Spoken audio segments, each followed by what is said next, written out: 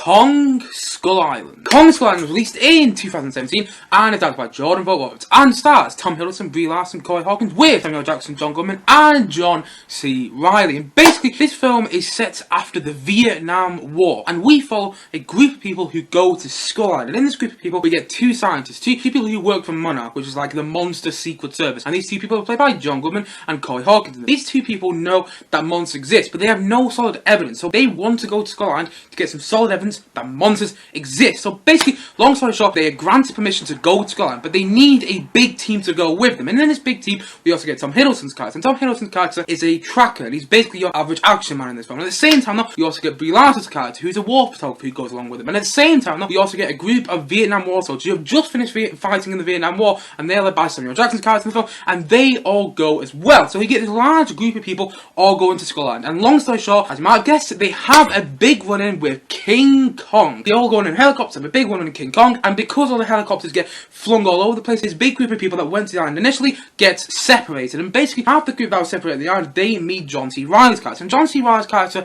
is this World War II soldier that has been trapped in this island since World War II. So he's been trapped in this island for a long, long time. He's staying there with all the natives on this island. And basically, he's been on this island for a long, long time. So he knows a lot about this island. He knows everything about King Kong. And he also knows there's much scary villains on this island. And the much scary villains are the skull crawlers. And they're the things to really watch out for this film. They're quite vicious and quite scary and not things to mess with. While at the same time, though, you also get this done through Samuel Jackson's character in the film. Basically, because Samuel Jackson's character is the leader of this platoon of Vietnam War soldiers that have gotten to Skull Island, and because Kong killed quite a lot of Vietnam War soldiers that were in Samuel Jackson's platoon, he vows to get revenge on Kong. So Samuel Jackson's character wants to kill Kong, because John C. Reilly's character is like, no, Kong is our only hope in this island, because the skull crawlers, they're the things you want to watch out for. And basically, long story short, it comes to the point where all the characters start to help King Kong defeat the skull crawlers. And it is one of those ones where you end up rooting for King Kong in the end. Like Gareth Edwards' Godzilla, and this is in the same universe as the Gareth Edwards' Godzilla. Like that film, it makes you root for King Kong in the end, because in the third act of the film, everything comes down to this fight between King Kong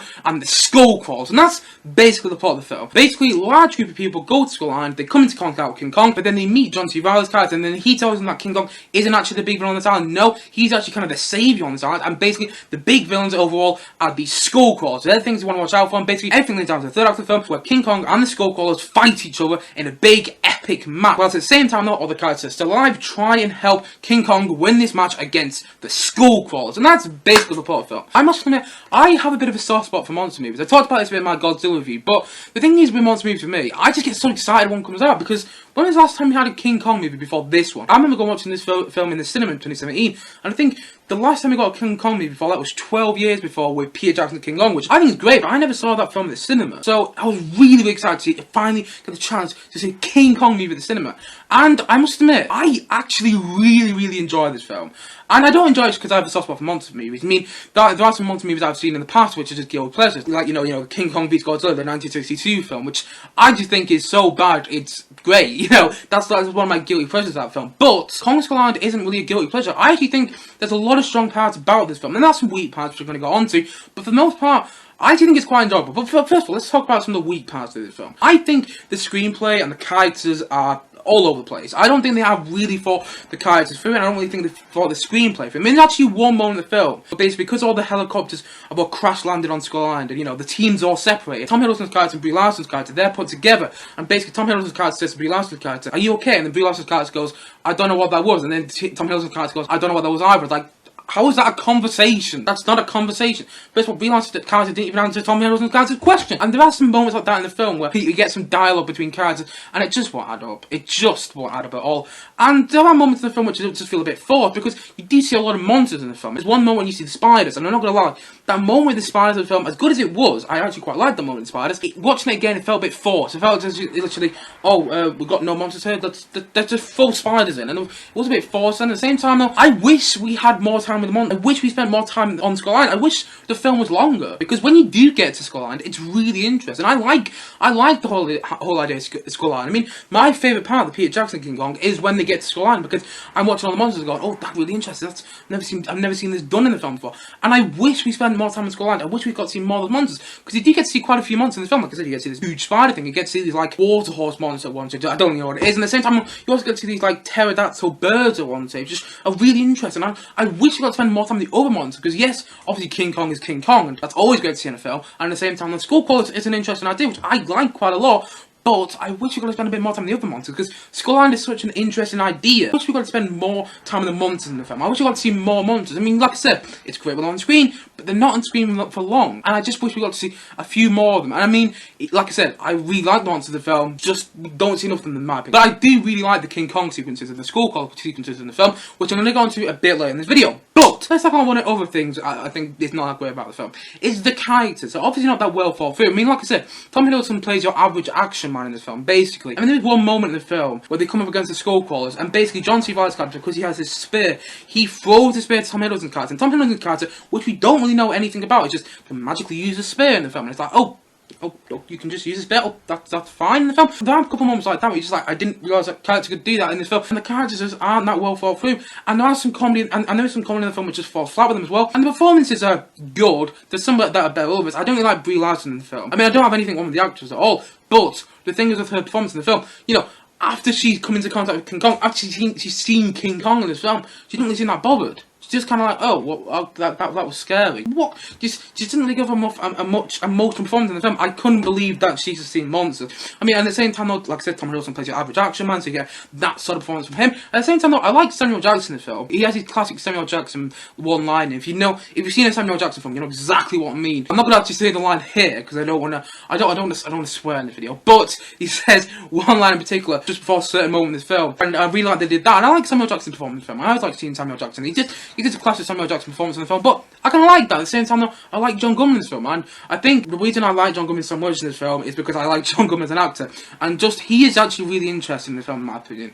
I like the storyline with him quite a lot. I wish he had more focus on that, to be honest, as well. And at the same time, though, John C. Reilly's character is probably the most interesting character. First of all, you have this great performance from John C. Reilly in the film, which is quite interesting to watch as well. But the character itself is just literally copied off a character in Apocalypse Now. And I mean, I can't remember what the character in Apocalypse Now is called, but it's very, very similar. Literally in Apocalypse Now, you get to about the third act of the film, and you meet a character that's been with the natives on the island for a long, long time. Not to give too much away for Apocalypse Now if you haven't seen it, but you know, you see a character in that film which is very similar to John C. Reilly's character in this film. I like the whole idea that this character's been on the island for a while. I really like John C. Reilly in this film, and I like that they kind of copied that idea of Apocalypse Now, because this film is almost like Apocalypse Now with King Kong, and I'm fine with that. I like that idea. I love Apocalypse Now. That's a brilliant film. And so there's actually moments in the film where, like, moment when you first see the helicopters in the film, and they're all traveling to King Kong and everything, and it's just like a sunset shot. It's almost like a shot of Apocalypse Now. I remember just sitting there thinking, yeah, that could be a shot of Apocalypse Now, because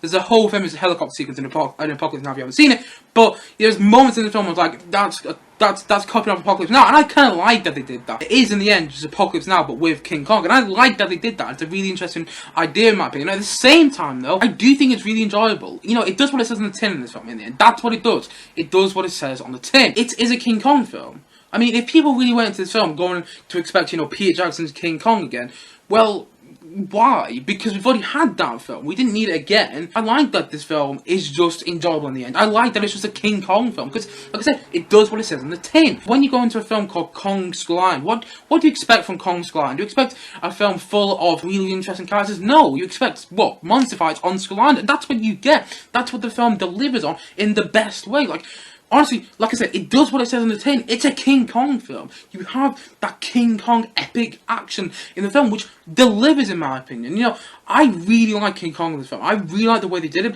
I love the introduction to King Kong. I love that way they knocks all the people out of this helicopter and everything, because literally that helicopter sequence of the film is brilliant, in my opinion. Literally, you get all the helicopters, you get Paranoid by Black Sabbath playing in the background, and then they're dropping all bombs on Skull Island, and then they come into contact with King Kong in this brilliant sunset shot in the film, which, like I said, is very similar to a certain shot in Apocalypse Now. But anyway, they come up with King Kong, and then King Kong knocks him out of the sky, and it's a brilliant introduction, because that, just then, you know what you're going in for. You know you're in for a King Kong film, and you know that's what it's going to deliver on. I even like the whole idea of the Skull Crawlers, because again, that's something we haven't seen in a monster film before. I like that they did the whole kind of Godzilla thing, like they did with the 2014 Godzilla film directed by Guy Peppers. I like that whole idea they did the same thing. Like, in that film, it makes you root for Godzilla in the end. In this film, it makes you root for King Kong, and I like that idea. I really like King Kong in this film. And there's one scene in particular where Kong is in this lake, and he starts, you know, eating this squid and everything. And that scene, by the way, is homage to the 1962 film King Kong vs Godzilla.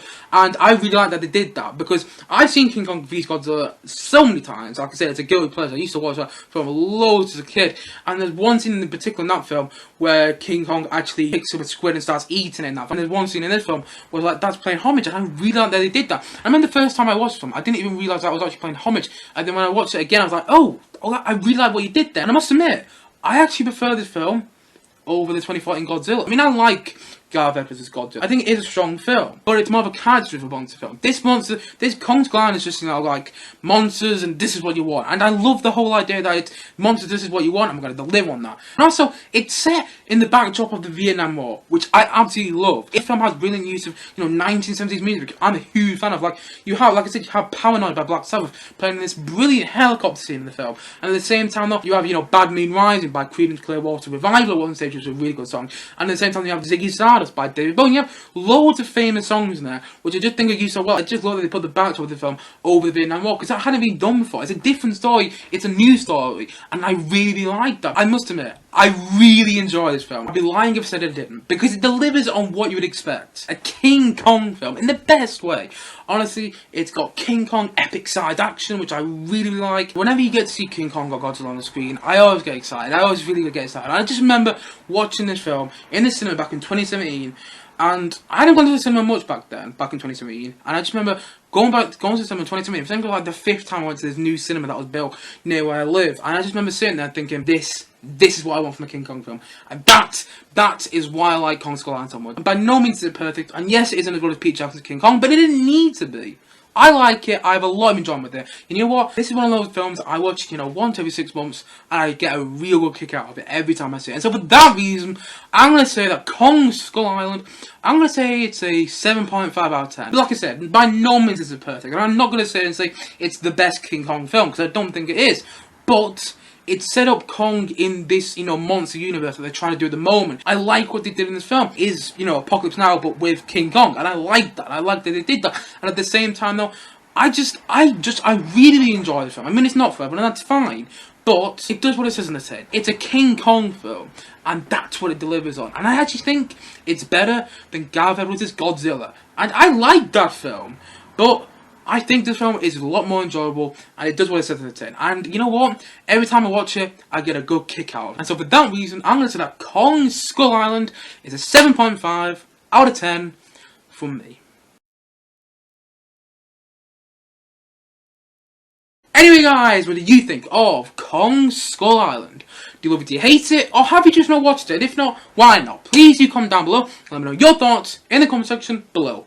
Anyway guys, thank you as always for watching. If you haven't yet, please do click down below and like, subscribe on the video, and look forward to many more both film and TV reviews coming very soon on this channel. See you guys again soon, but bye for now, bye!